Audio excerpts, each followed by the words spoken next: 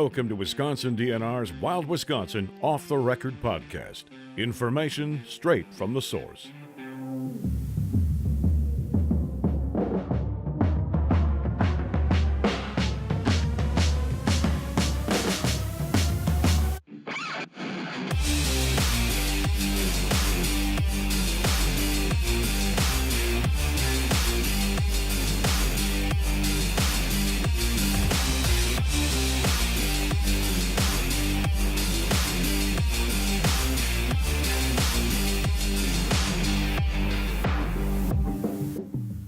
Welcome to another episode of Wisconsin DNR's Wild Wisconsin Off the Record podcast. As a reminder, this gives us a really good opportunity to give you, the listener, an inside look at work done by DNR staff and our partners whenever we can include them. That helps you enjoy all Wisconsin has to offer. So today, we've got a really cool one. I'm joined by Drew Feldkirchner and Owen Boyle. So they are from DNR's Bureau of Natural Heritage Conservation. So this is a really cool program that some people may not know about, does some incredibly important work in Wisconsin. We're going to start off with some intros for them, and then they're just going to get into it, kind of what the program does, the important work that their staff are doing on the ground and in the office. So without further ado, let's get started. Drew, do you want to start, kind of give background about maybe your role at DNR, kind of your background and the importance of your work? Sure, yeah. Drew Feldkirchner, I'm the Bureau Director of the Natural Heritage Conservation Program. So I've been fortunate enough to be in this role for the last 2 years.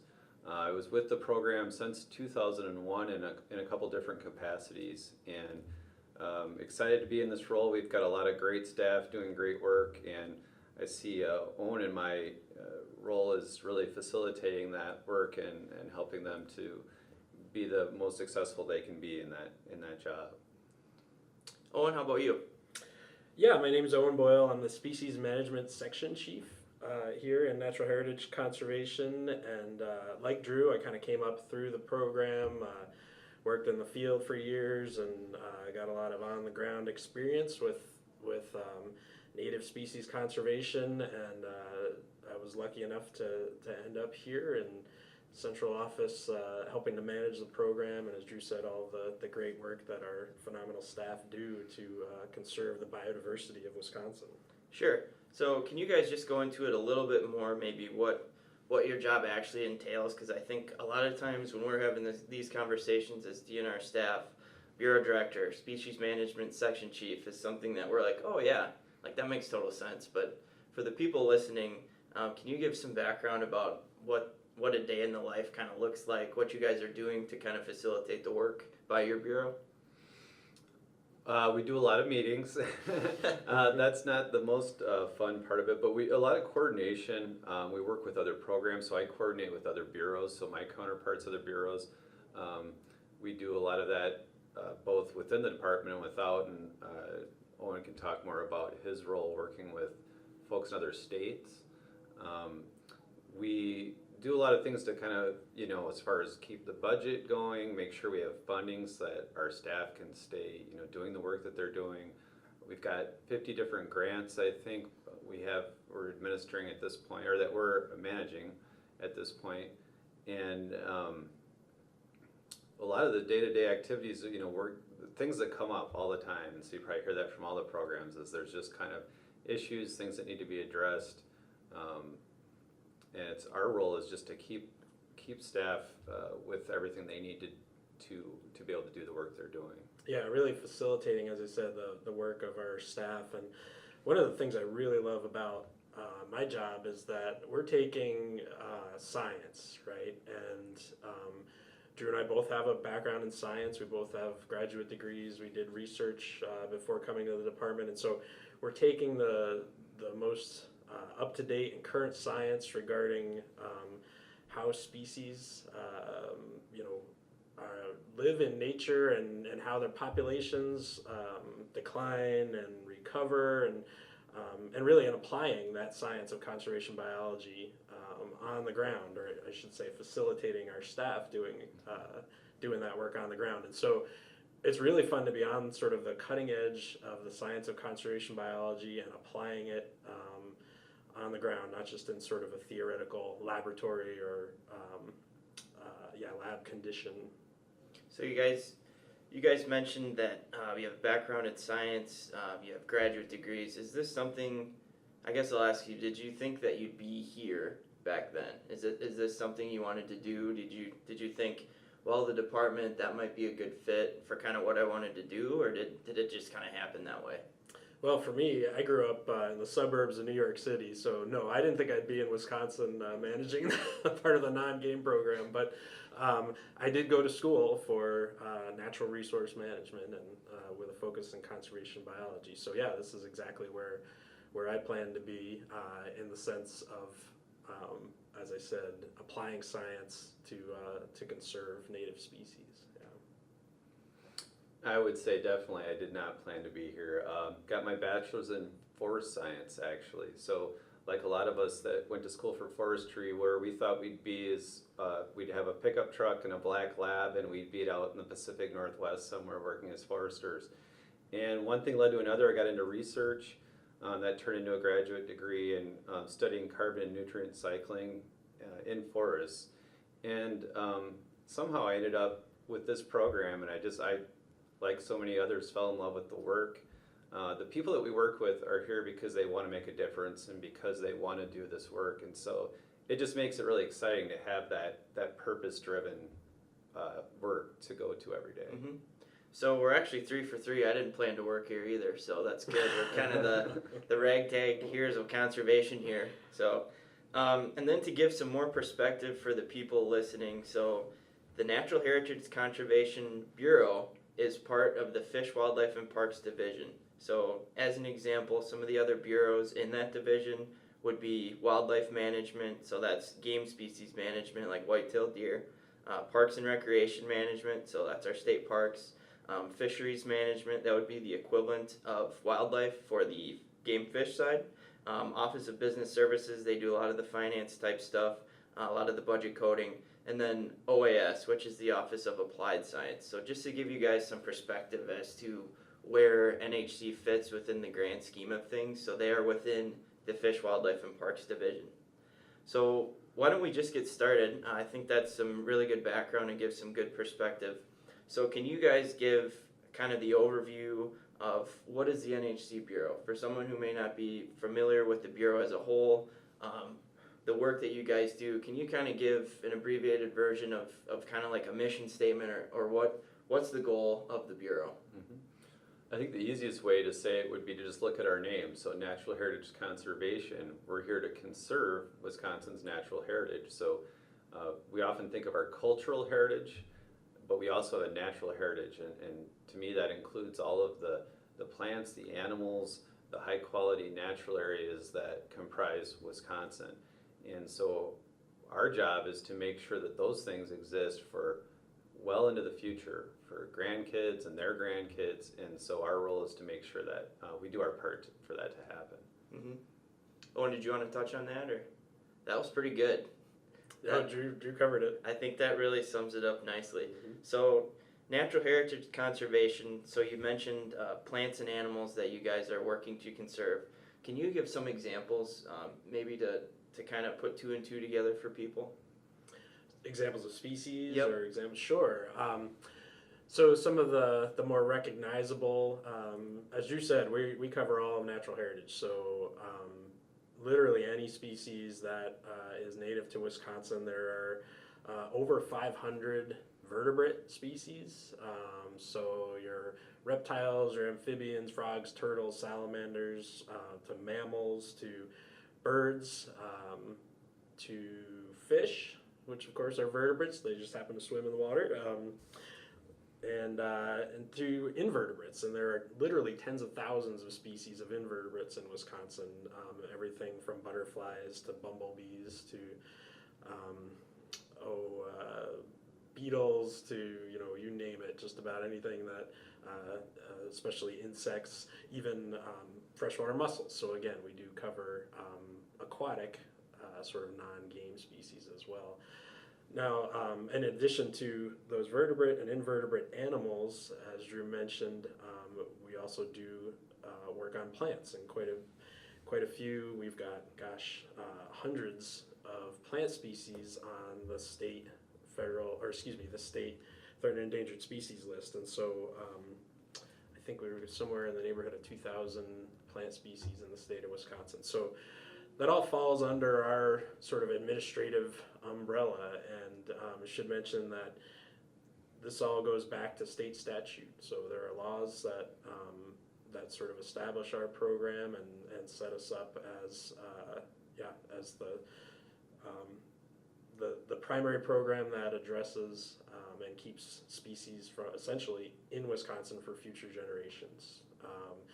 So that was actually pretty general. You asked for specific species, so some of the more recognizable species may be things like Kerner blue butterfly. If you live in the Central Sands region of Wisconsin, it's a very small, diminutive little blue butterfly, but it's a really interesting story because it's very locally abundant in central Wisconsin, but it hardly occurs anywhere else in the world. I mean, we are the global center for that species, so we have a lot of responsibility. And that's one of the ways we look at it in NHC is that we have responsibility for, again, keeping these species on the landscape in Wisconsin as part of our natural heritage.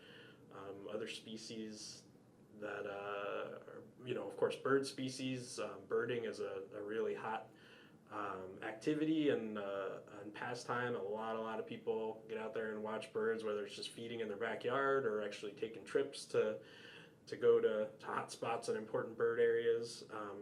So from whooping cranes and some of the larger, really obvious and flashy birds to even, of course, some of the little brown jobs, the little sparrows that are hard to identify, but again, are part of our native animal communities, and so fall within that area of responsibility for us.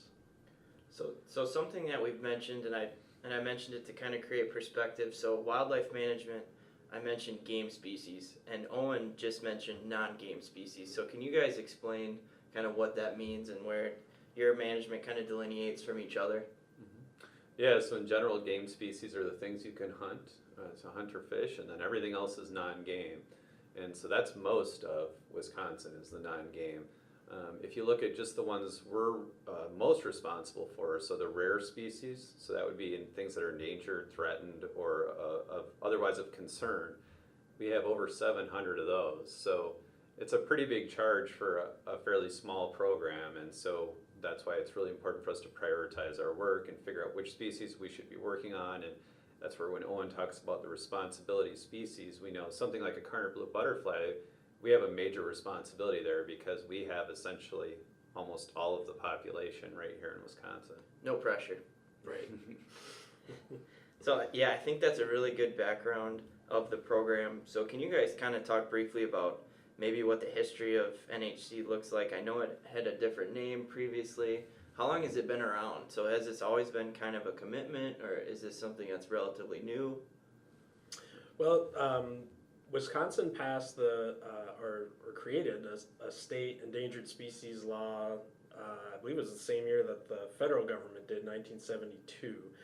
And it was a little bit after that, 1984, if I remember correctly, 82, okay, when additional laws were established that established again this natural heritage inventory, at least at the time, and that really got the program going. At the time it was established in the early 80s, it was called Endangered Resources, and that was the Bureau of Endangered Resources was our program until just a few years ago, 2013 or 2014. Years they go by. Different name, same job. Right, Everyone exactly. can relate to that. And so, and as part of we did sort of an internal reorganization of our program, and at that time, we wanted to really recognize the fact that we don't work on just endangered species. As we've been talking about, we are responsible for a much broader suite of species, and one of the things, one of our approaches is really to try and keep species from getting so rare that they become or they need some sort of regulatory protection. And so in a lot of ways we focus efforts on species that aren't yet threatened or endangered try and keep them from becoming threatened or endangered. And so when we changed our name to the Bureau of Natural Heritage Conservation, that was really to reflect that sort of broader mission of what we do. And I should have let Owen finish because the program became a bureau in '82, but it was '85 was the That's right. NHI, which is what you were saying when we established that system for tracking rare species. What I think is really interesting, though, is that there's a really rich history that goes even a lot earlier than the bureaus. So if you look at the ideas that fed into us becoming a bureau, there's things like the Scientific Areas Program, which is now called the State Natural Areas Program. That came about largely by Aldo Leopold himself. So he had those ideas in the late 30s and into the 40s. And then finally in 1951 is when we got the Scientific Areas Program. So yeah, rich history, a lot of things that happen along the way, but like Owen says, at this point we're called NHC because it more accurately reflects our work. We're not just endangered species, even though that's really important part of what we do. So from your guys' perspective, and you don't have to really get in detail here, has there been kind of a lot of changes in evolution to the program? You mentioned it was started in the 80s, and obviously the kind of general tenets of the program were started much sooner. Have you guys seen things change even since you've been here? We're going to get into some of the high-level projects you guys are working on too, and some of the on-the-ground stuff, but from a general perspective, have you guys seen kind of things change as far as whether that's public perception or things like that? I guess from my point of view, as I was just talking about, that shift, I've perceived the shift from a focus on regulation to this sort of proactive and cooperative and voluntary approach to conservation. And again, really trying to, and this is happening both nationally, and with federal laws and funding, and at the state level, where again, it's much more cost effective, as you can imagine, to intervene and try and start recovering a species when it's still more common than when you're down to, say, the last couple of populations, and and in some extreme examples, the last population, and having to try and do some really artificial means of, say, captive rearing to grow a population. That's really expensive, really time consuming, and not where we want to be. And so I guess, yeah, from my point of view, that has been a shift. And really, the whole science of conservation biology started in the 70s and grew in the 1980s. And so our program has evolved with this still fairly young science. I mean, the science of ecology goes back hundreds of years, but really applying that science of ecology to conserve and maintain populations of species is somewhat of a newer phenomenon, newer science. And so it's only natural that we will see these types of shifts and changes. And from my perspective, that's sort of what I've seen just over my 15-year career here with the department. And in my point of view, it's a good thing. Again, it's more efficient, more effective to focus on those species that are declining before they become endangered. And yeah, I really feel like that's been a positive shift in the field. Yeah, absolutely. I think really what a lot of it comes down to is how do we leverage our limited resources so that we can be the most effective that we can be. And so if it means alternative approaches to conservation, where do we have the biggest bang for our buck?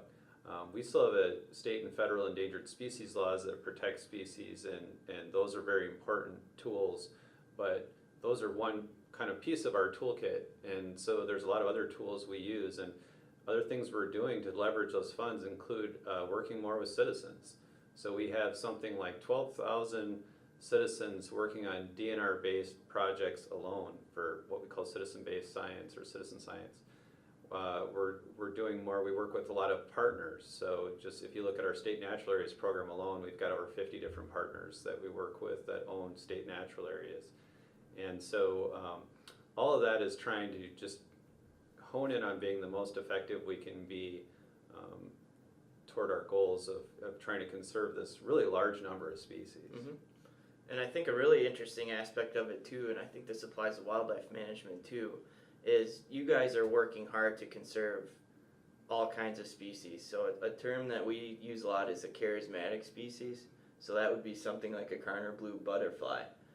And you also talked about insects. There are people out there that really love insects, but I think it's really interesting the interplay that you're working to conserve all these species, and something's not getting preference just because it's popular with birders or because it's a beautiful butterfly. So there's no one's playing favorites. It's kind of for the overall good of the ecosystem and as a whole, which I think is really interesting and people may not realize always. So I think that's a good perspective to have too. So what makes up the Natural Heritage Conservation Bureau? So we've mentioned that the work that you guys do, the overview, so can you give a quick rundown of kind of how the Bureau is set up and how those kind of offices work together?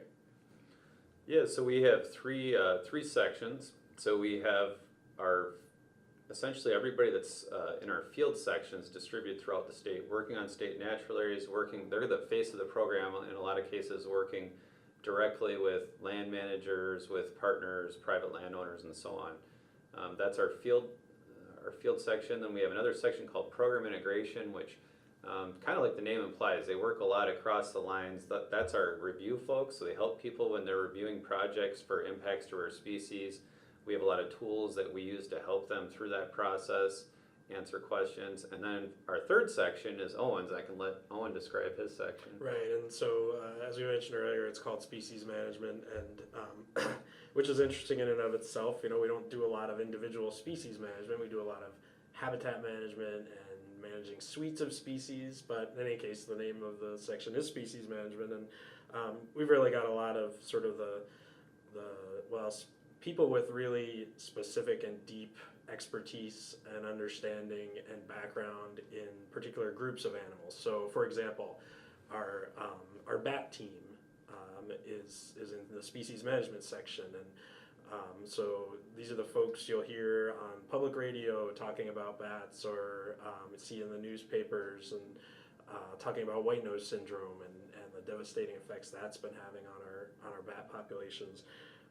So really sort of providing that, again, as I mentioned earlier, basis in science, and so that technical expertise to support pretty much all the other aspects of the program.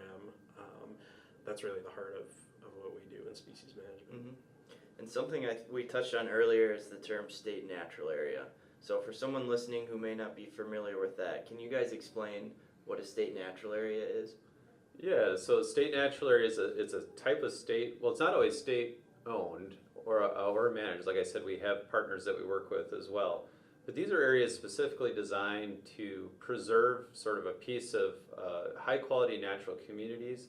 They're also home to a lot of rare species. So I think across our state natural area system, 90% of the plants on our endangered and threatened list, and I think it's like 75% of the animals have been documented in our natural areas. So they're also they're providing an important role there. But our natural area system, it's essentially a set of preserves. We've got to be a little careful when we say preserves, because it makes it sound like you can't do anything there, which isn't the case. You can do all kinds of recreational activities there. They're absolutely available to the public, and we do our best to try to make sure people know how to find out where those are and what they can do there. But we actually have the oldest system of these types of preserves anywhere in the country. And the first natural area ever was Parfrey's Glen. So a lot of folks are probably familiar with Parfrey's Glen because it's really close to Devil's Lake, which is our most popular state park. And the natural areas program goes back, like I said, 1951 was our first state natural area. I think we're up to 687 at this time. And about 60% of those are state owned, either in part or wholly, and then the rest we work with the partners. And so these are the places that protect things like, old forests. So these are the places that you might get to go, or your grandkids, and see an old growth forest someday and not have to drive to California. they're a place where you can see a prairie or an oak savanna. These are communities that covered millions of acres historically in Wisconsin that are now kind of 1% of what they were at that time. And so what's left of those often is protected on these natural areas. And so again, there's species that need those habitats, and so this is the only place essentially they have in a lot of cases in the state. So Yeah, and I think Drew mentioned earlier that they started as the scientific preserve system, and so it really came out of the University of Wisconsin system. And one of their primary goals was to establish sort of a benchmark. So these are remnants of pre-settlement, pre-Euro-American settlement, and so they're preserved as not as museum pieces, but as a way to compare areas where we're doing active management. How do we actually observe the effects of our management and compare that to these benchmark conditions? So that was one of the main purposes early on of the State Natural Areas program. And as Drew mentioned, there are these reservoirs for diversity. Lots and lots of species occur on natural areas, but even though there are many of them, they're a very, very small percentage of the landscape. So in and of themselves, that it's not like our natural heritage would survive just sort of on these natural areas.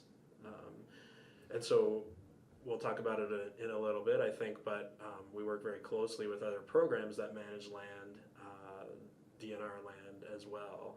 And so it's not just on natural areas that we're managing as a department for our natural heritage. It's across management types, and that's something that I think maybe a lot of people don't recognize, just that there are sort of different flavors of DNR land and sort of what they were purchased for, whether it's wildlife management areas that are purchased primarily to provide recreational opportunities for hunting and trapping. But again, the purposes of these, or you can do many different activities on, even though they are different types of land from a DNR administrative perspective. And as Drew said, you can hunt and fish and trap actually on the vast majority of our state natural areas. So there is overlap. They are established maybe for different purposes, but initially, we sort of all, within the department, we work together to manage land sort of cooperatively and sort of for multiple goals, not just goals of individual programs. And I think that's an interesting point to tease out too, because you mentioned you can hunt and trap on these lands, which I think brings up a really good point so these are targeted areas that are actively managed. Drew mentioned the percentages of the unique species we have on there, which is incredibly interesting, but it's not just those species that are using these properties, which I think speaks to the larger picture of these habitats are incredibly important, not just for the rarer species, but other species are using these too. Yeah, I'm glad you brought that up, actually, and I'm glad Owen brought up that they're not museum pieces, because I think sometimes people might get that, have that thought about them. But I think they're very actively managed, a lot of them. So as we talk about the prairies and the savannas, they need a lot of active management. So we're talking prescribed fire, we're talking removal of invasives, removal of brush and woody species, sometimes timber sales, timber harvest. And the species rely on that type of active management. But like you said, Sawyer, it doesn't just benefit the rare species, it benefits the game species. And so it's really a multi-use situation, and there's a lot of, I know, great turkey hunting that occurs on state natural areas. There's a lot of deer hunting that occurs there. And actually that's very good for other reasons to have that type of activity happening on the natural areas, because our mission there is to protect all the plants and animals that make up those sites. And so sometimes they get overbrowsed by deer to the point where we start losing a lot of the diversity. And so having hunting on those areas is actually very helpful. Mm-hmm. So I think that was a good point too. That's actually a point we were going to cover, kind of examples of on the ground work when you mention active active management on these properties, so I think you covered a few of them. Do you guys just want to touch on some of, you mentioned you have field staff that are out there, you work with other bureaus, which we're going to touch on. Do you guys just want to kind of delve into the active management side of things a little bit? Kind of what are some of the tools that you and your staff have? Mm-hmm. Yeah, in terms of folks in the field, there's everything from like the burning that we talked about, but then there's also like a lot of the folks that work with Owen, that work under Owen, that they do all kinds of field work. So right now they're all out in the field collecting information. June is really important for birds. That's the main time of year you can reliably identify breeding birds in Wisconsin. So yeah, prescribed fire is a very important tool we use. We do end up, we have to use herbicides and in a lot of cases for invasives. We do brush removal. We do that ourselves. We also do that with volunteers. So we have a natural areas volunteer group that's been growing, and they're providing really hundreds of thousands of dollars worth of effort that's really benefiting all of us. And then, so other on the ground activities, we're doing things like we have some grant funded activities where we're out restoring wood turtle nesting sites.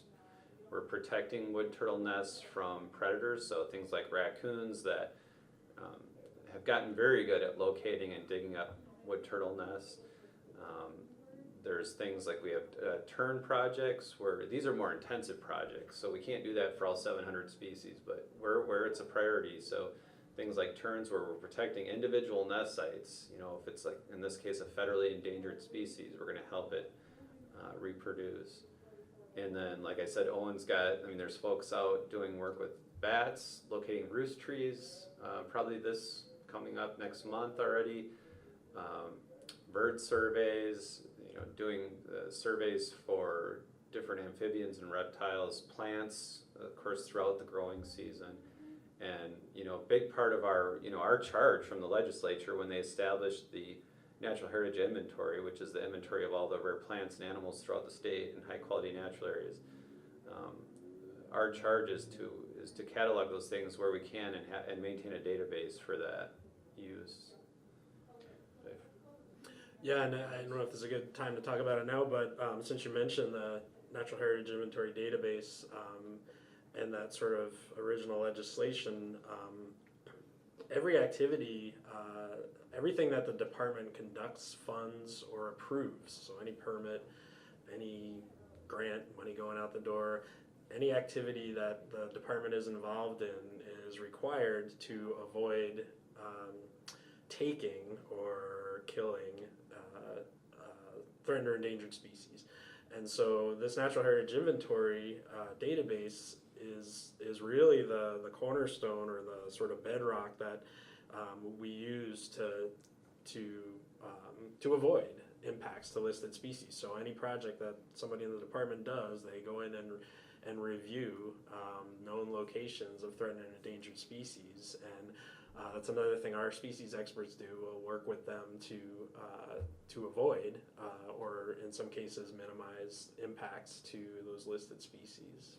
So you mentioned projects where it may affect one of those species. Do you have an example maybe to give someone perspective of what a project might look like that could impact one of those species? Oh, boy, literally anything that happens that is ground disturbing, or whether it's building a new building or conducting a timber sale or conducting a prescribed burn on a state natural area. Literally anything that has the potential to kill threatened or endangered species is something that, and again, even as I said, things like grants, funding that goes out the door for local communities to develop, say, a boardwalk through a local park.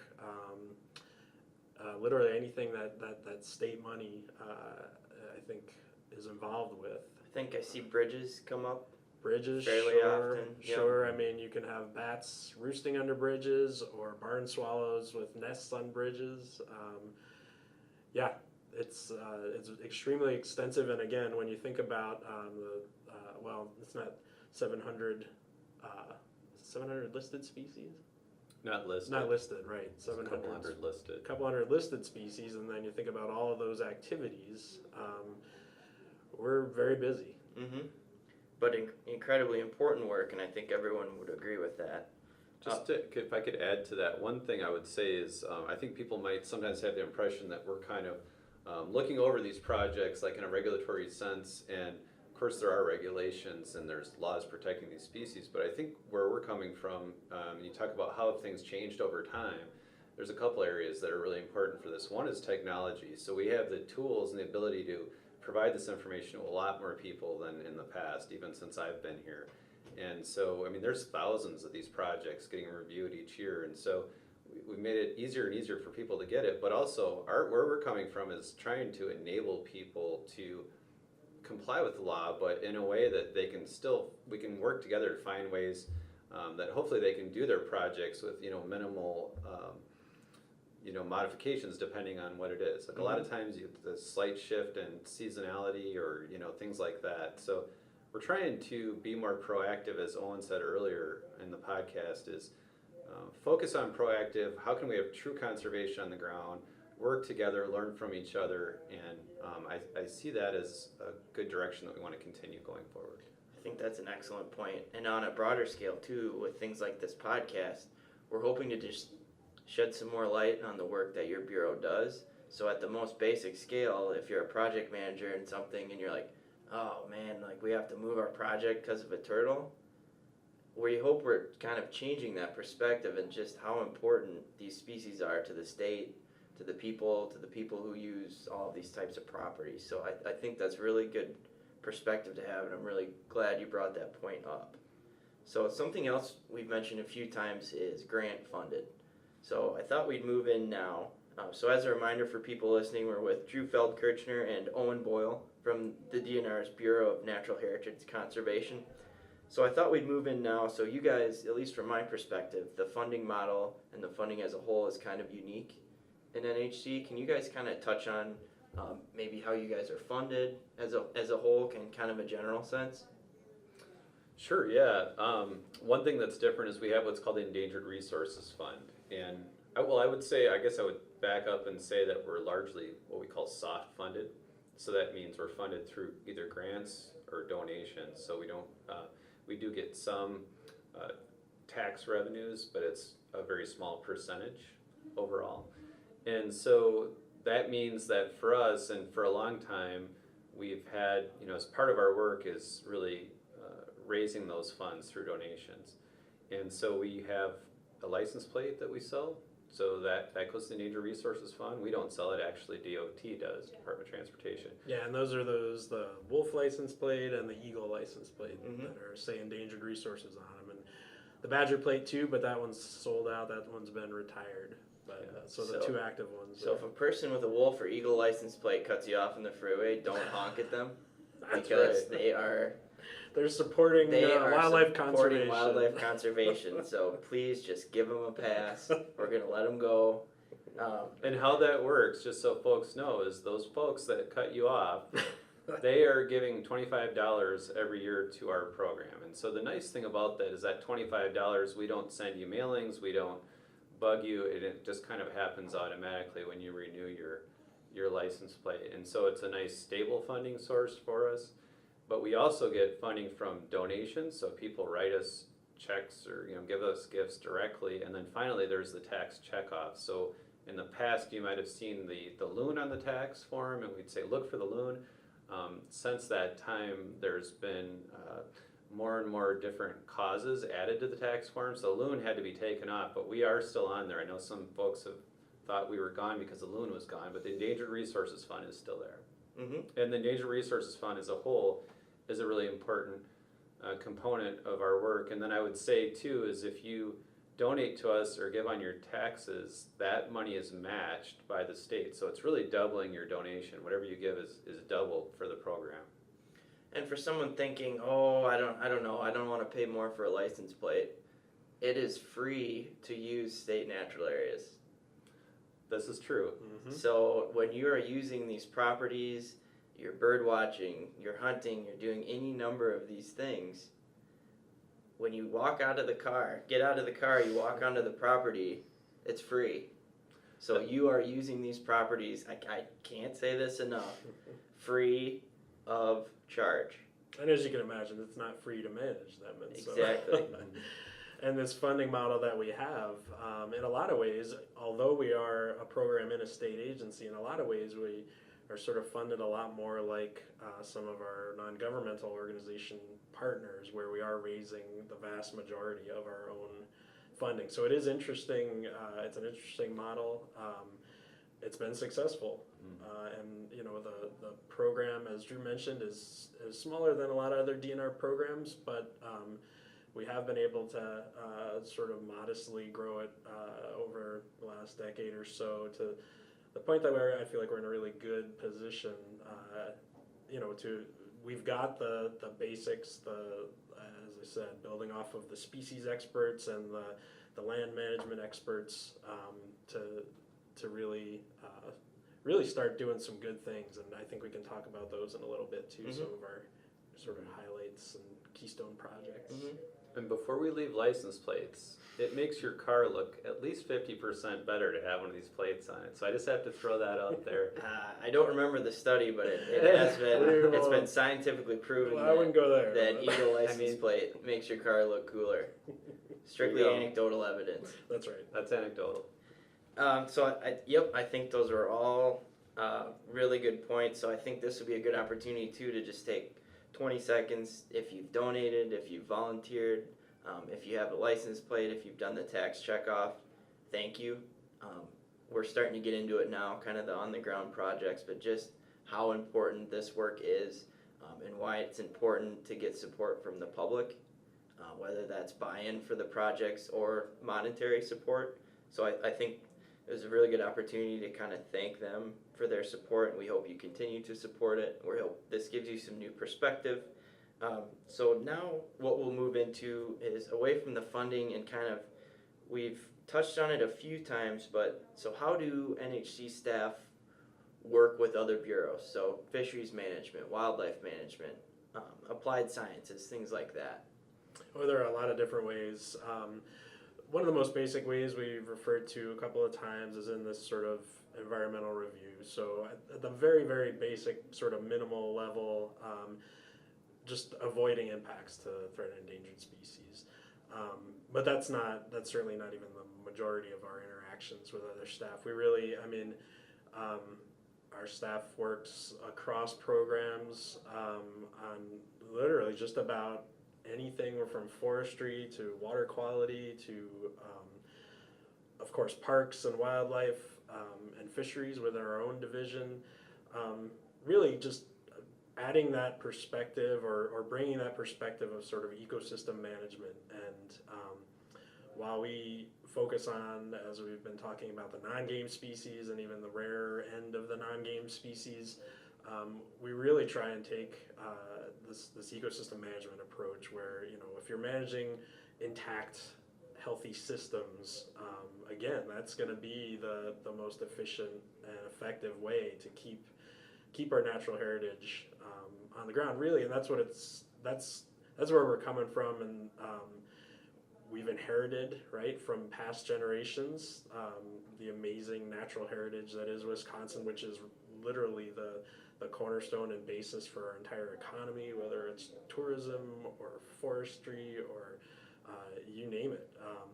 And so we've been given the ultimatum to keep that around for future generations. And so it's like the common saying, leave it better than you found it. Exactly. So I think you guys are right in the middle of those efforts and doing a lot of great work.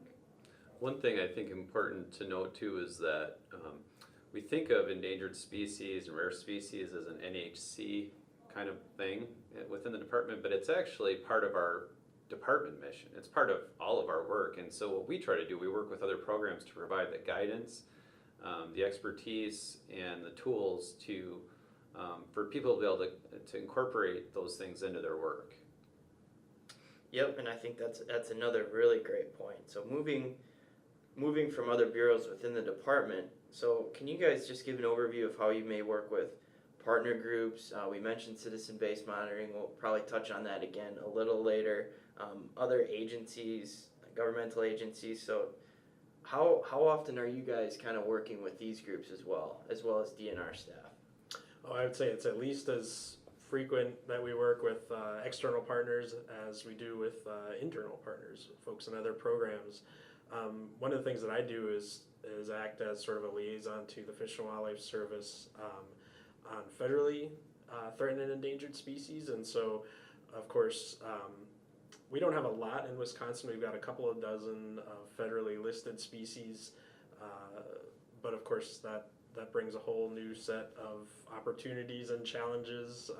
And so working closely with our colleagues at Fish and Wildlife Service can be really important. And I'd say, various federal agencies, Fish and Wildlife Service, U.S. Geological Service provides a lot of science and support for some of the work that we do, and really that basic science foundation. So those are two national organizations. Two so national that's agencies. Yep. Yeah. So that's that state-national connection. Right. And of course we work with all levels of agencies and government within Wisconsin, from counties to local municipalities as well. So I think it'd be good to segue now into, we've mentioned kind of some of the species, some of the work that you guys do. We mentioned some of the national agencies that you guys work with. So can you give kind of maybe the abridged version of how a species may fall within NHC management, kind of where those decisions are made and how that affects kind of what species you guys may actively manage for? Well, as Drew mentioned earlier, it's all about prioritization, right? With literally tens of thousands of species that sort of fall under the umbrella of, quote, non-game species that you can't hunt, trap, or fish.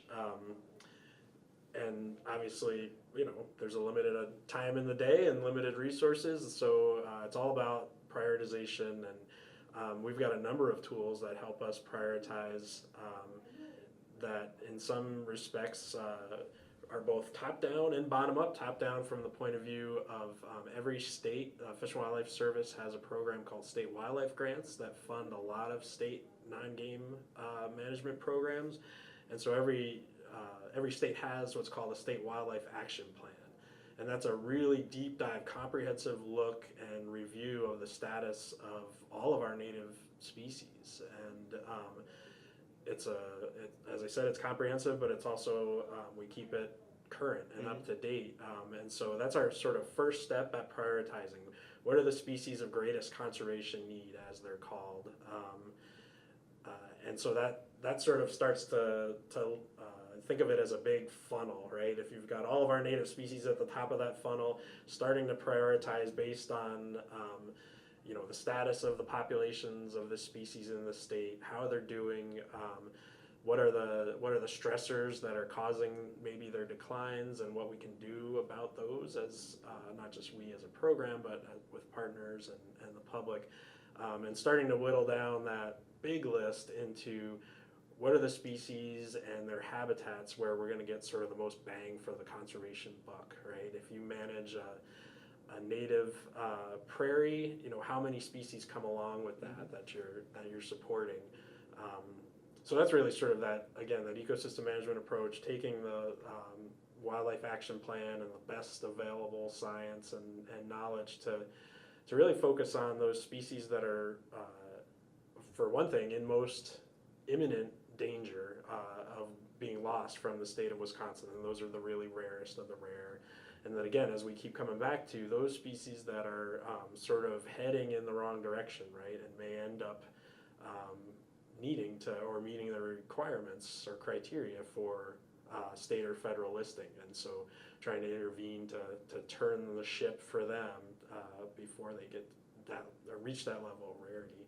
We have other means of prioritization too within our program. We do things like work planning and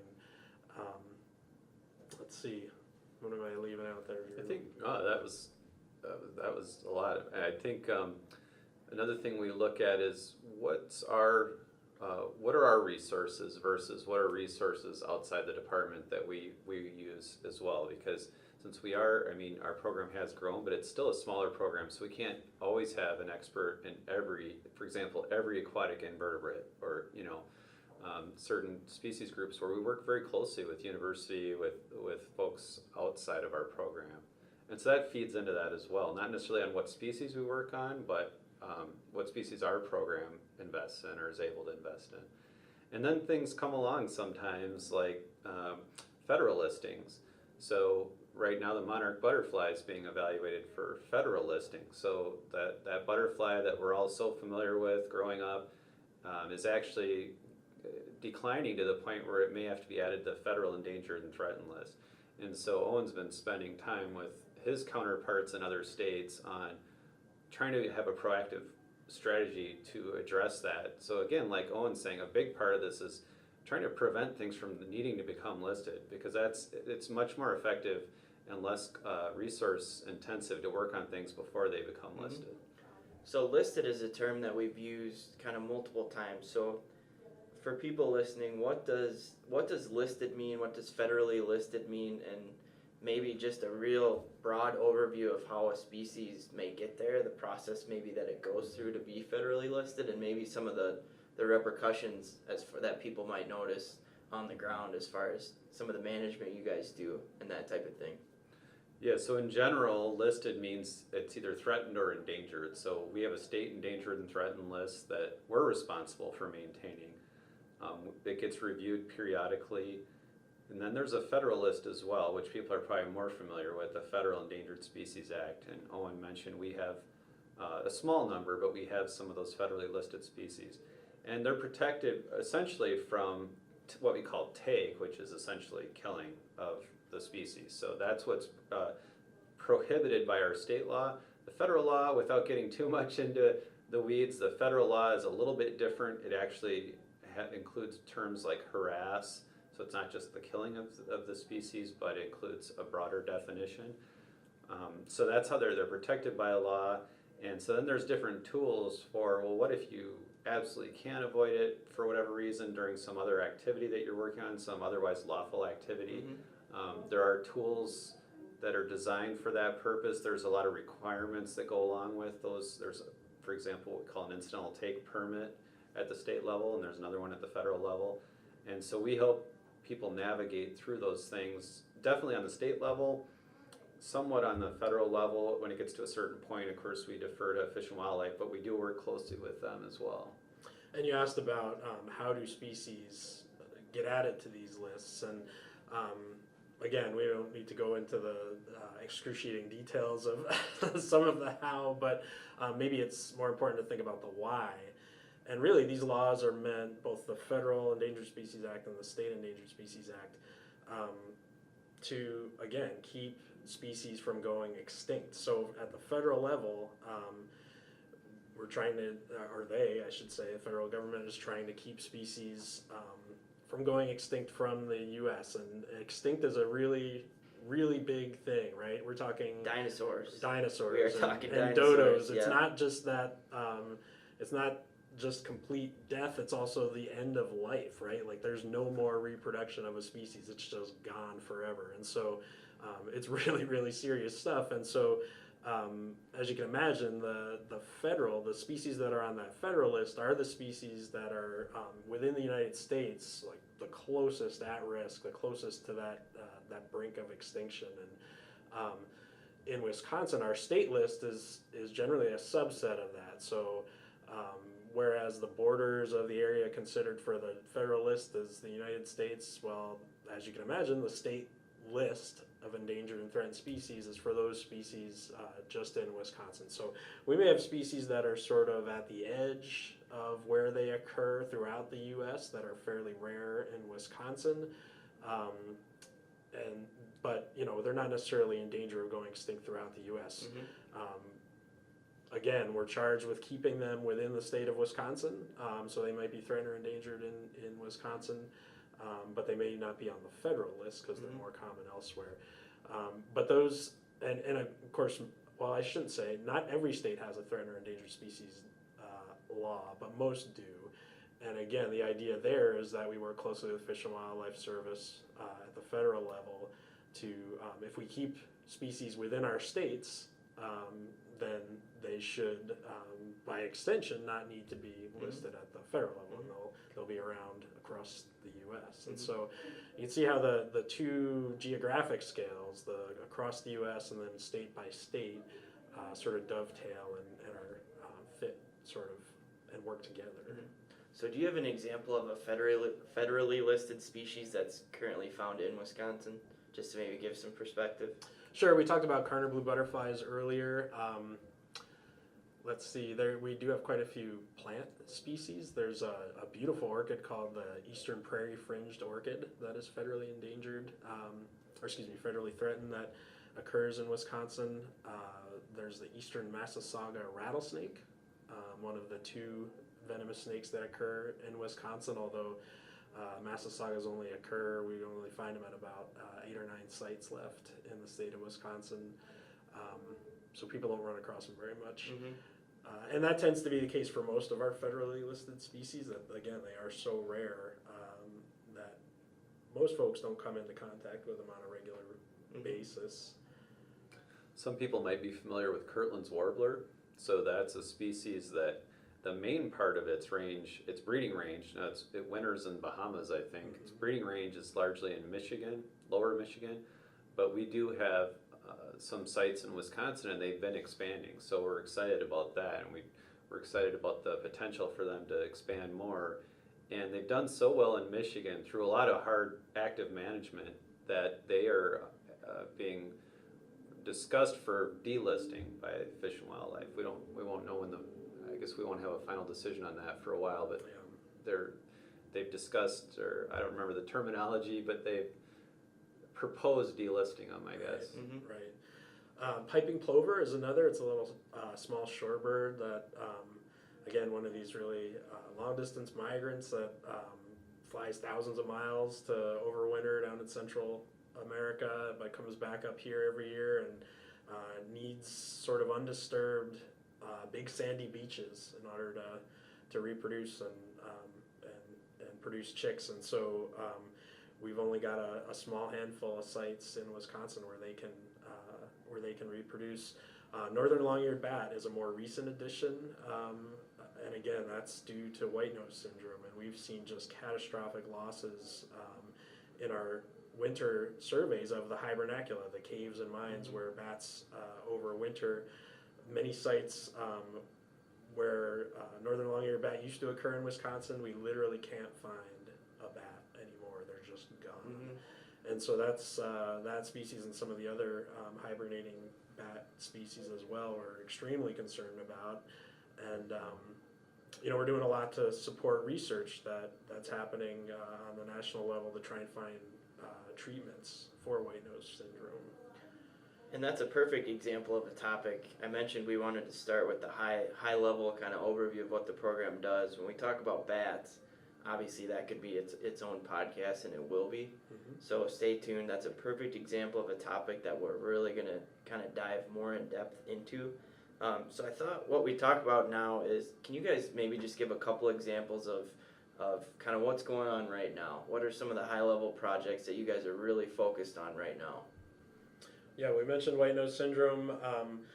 I'll tell you, one of the things that, going back to what changes we've seen sort of in our careers, one of the big things for me right now is a real focus nationally on pollinators and pollinator conservation. So these are the largely insects that pollinate our flowers, whether it's native plants in natural areas or crops in our agricultural system that happen to be pollinated by animals, by insects, anything from cranberries to apples. Lots of different agricultural crops need pollinators as well. And so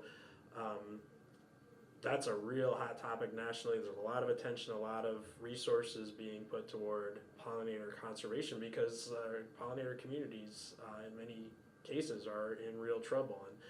And pollination is one of these things we think of as, scientists will call it an ecosystem service. It's something that we get from nature and we don't pay for. It's a free service, right? We get crops pollinated. With bats, we get mosquito control and other forest pests and agricultural pests that are eaten by those voracious little flying mammals. And so, there are some direct effects that these ecosystem services that are provided by some of these rare and declining species. And so, going back to pollinators, monarch butterfly mentioned by Drew earlier. This is a species that is literally the most iconic. I mean, every kid in America knows what monarch butterfly is, or can recognize one, and they're in a lot of classrooms across the U.S. or this really cool metamorphosis that occurs between these really flashy stripy caterpillars and these big orange butterflies that come out, and you can see in the classroom.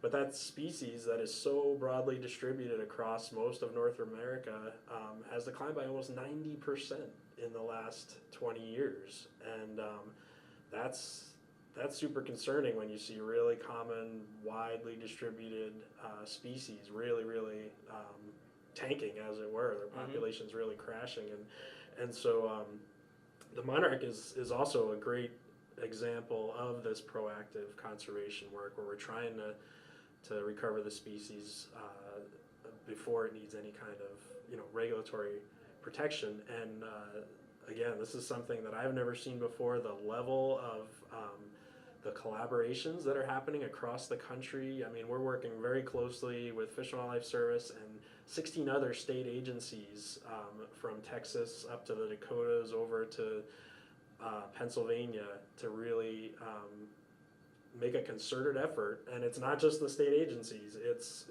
the NGOs. The Pheasants Forever has been a huge supporter of this nationally. And so, we talk about game and non-game, but there's so much overlap. I mean, Pheasants Forever, their mission, of course, first and foremost is to make pheasants, but they see that grassland protection is absolutely vital for their mission, and even more so, good pollinator habitat is good brood habitat. It provides cover for those young pheasants that are going to produce the next generation. So, we talk about game and non-game as if they're sort of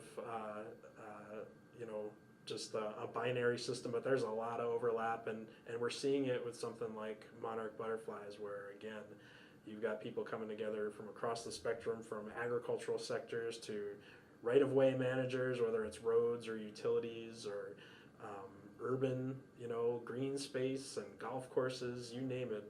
The good thing about monarchs is that no matter where you are, whether it's a 10th acre parcel in the city of Madison here, or out in the middle of nowhere, Wisconsin, in a state natural area, if there's milkweed and nectar plants there, and if they're not there, you can add them.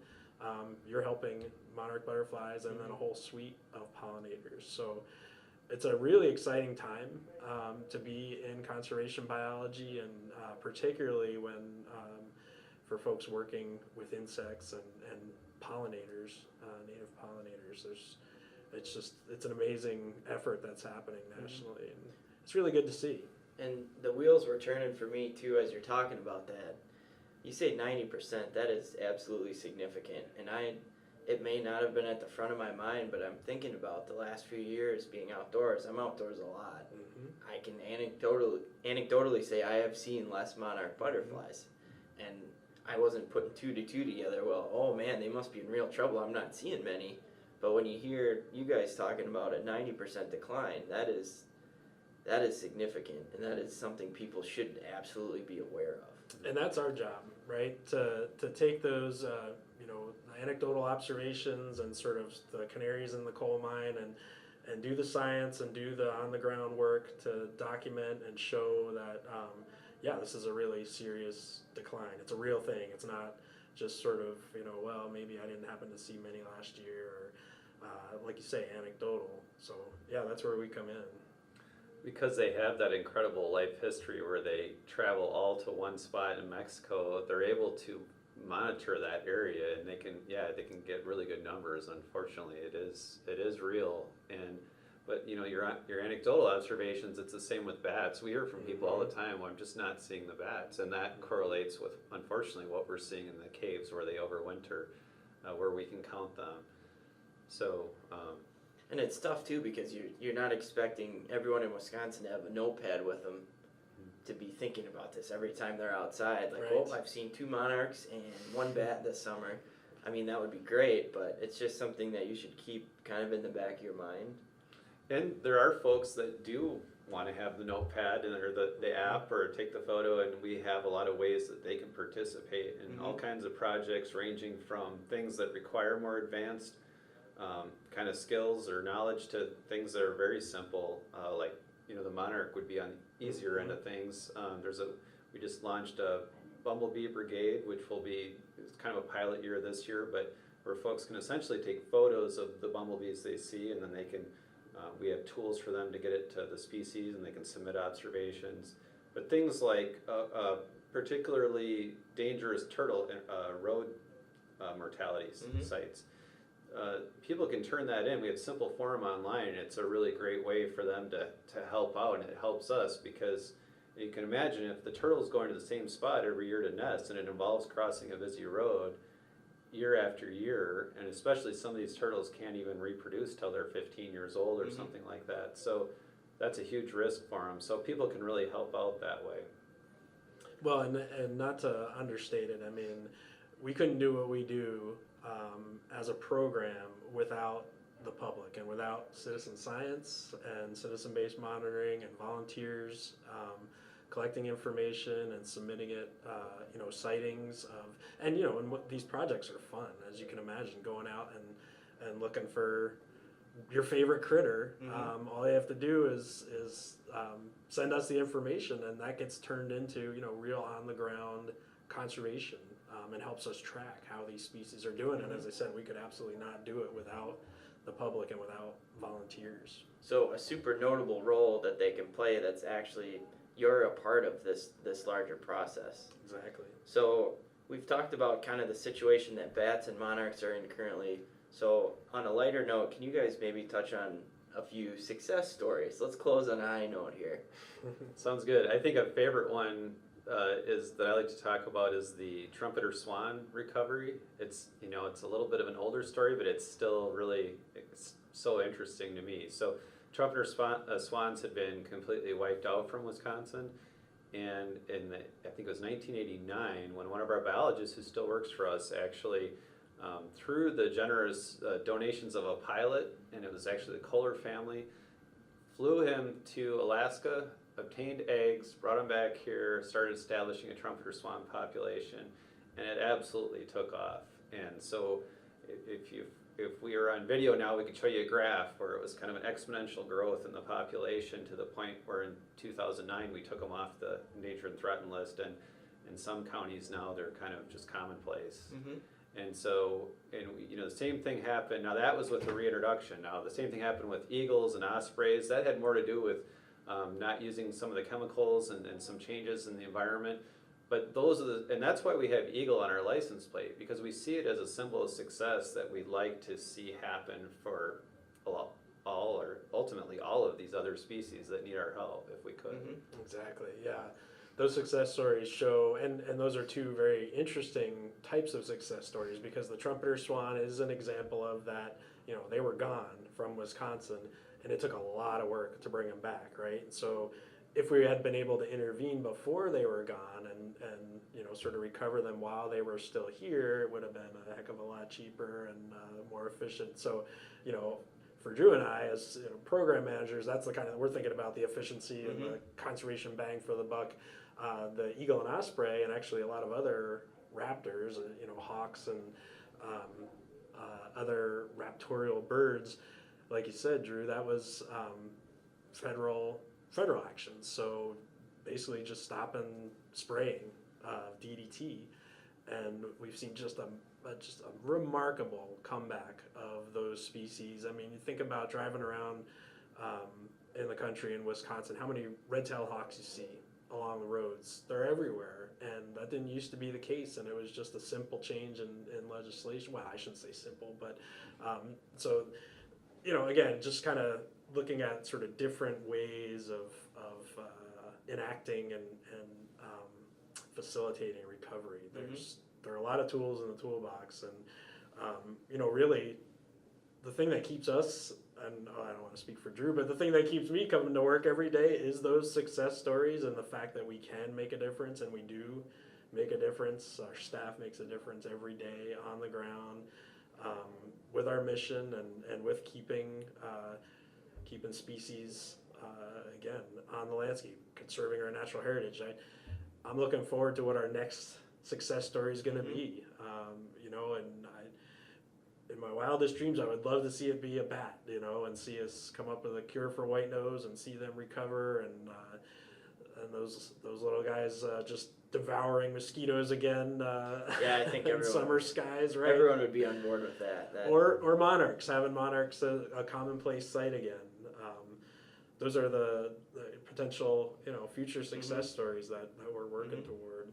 And perspective is a word we use a lot. So if you're kind of on the younger end of the age spectrum and you're going fishing and you say to yourself, wow, there are a lot of bald eagles. I'm seeing a lot of bald eagles. That was not always the case. That's right. So that took help from the public, from the legislature, from the federal government, from Drew and Owen's staff. So every kind of action has a reaction, and that's definitely one of them, and that's a really good success story. It's the bald eagle. So before we start wrapping up, what do you guys see as the future of natural heritage conservation? Where do you see your program going? Well, I think we're going to keep building on our successes, and so we're going to keep looking to find the ways we can be the most effective program we can be and help our staff be the best they can be. And so that's kind of a high level answer, but ultimately I think that's what we agree is what we're trying to accomplish here. I think more specifically we want to build upon our citizen efforts, citizen science, citizen-based monitoring, because that's not only is it provides really great information for our program, but it helps engage the citizens in what we do. I think for a lot of people, how would you know anything about a wood turtle if you haven't experienced one firsthand? I think a lot of times in school we learn about,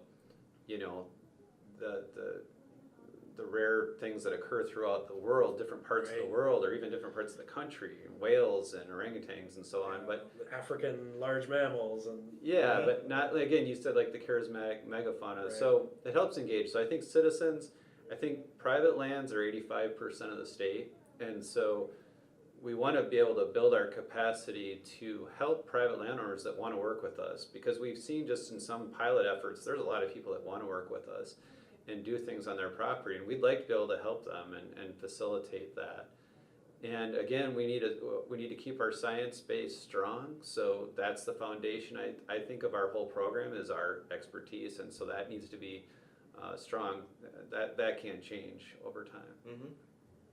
Owen, did you want to touch on that? I Drew, that's tough to follow. Yeah, and just I think to expand on what Drew was saying about again, citizen science and volunteers, both out there collecting information on the citizen science end, but then also working and helping control invasives on state natural areas. Really engaging the public, empowering the public and those interested, and working with volunteers and doing good things for our natural heritage on private lands, on public lands, you name it. Again, conserving our natural heritage doesn't happen just through the 70 or so people that are working for our program. It's a responsibility of everybody in Wisconsin, and so again, looking to the future, looking towards more engagement of the public, more involvement of the public, more voluntary actions. Really trying to, in my mind, ideally, again, I just can't say it enough, working proactively so that regulations aren't necessary, right? And just sort of having everybody work together to conserve this amazing thing we call Wisconsin. Just doing more of that. Right. Both excellent points. I think those are, if we get to that situation where that's the future, I think we're in good shape. So one thing that I like to do before we wrap up is you meet someone on the street, they have no idea what NHC is, what it does, they've never seen a wood turtle. What's one thing that you could tell them if you had the opportunity? Oof, that's a tough one. I'd usually probably start with a question. You know, do you like going outside? And why do you like going outside? That's fair game. Yeah. You like to hunt, fish, bird watch, you know, just being in nature, right? Because at some level, the answer to that question is going to be, I like to be outside just because I want to be in nature, whether it's to relax or whether it's some very specific activity. And so, yeah, and then my response would be, well, we're working to keep that nature out there, right? That natural heritage. That's what we do in essence. Yeah, that's excellent. I mean, really, that, you know, people care about things that they have a personal connection to. And so that's what it's all about. And the people that we work with have a connection, and that's why they do the work they do. But a lot of folks, I think if they had the opportunity to get connected with our work, I think they would be very interested in it and maybe even want to participate in it. Mm-hmm. So I think what Owen said is fantastic. Mm-hmm. And buy a license plate, please. Yep, buy a license plate. Be cool. If you want to be cool, then buy a license plate.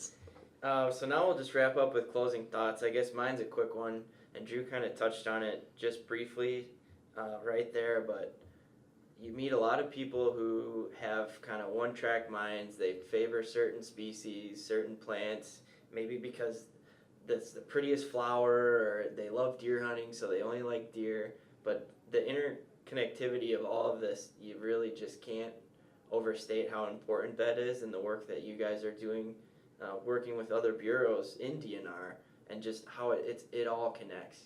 If you like deer, you should love pollinators. Like, just things like that, you need to be conscious of how this all works together to kind of for the greater good. So, did you guys want to wrap up with closing thoughts, or?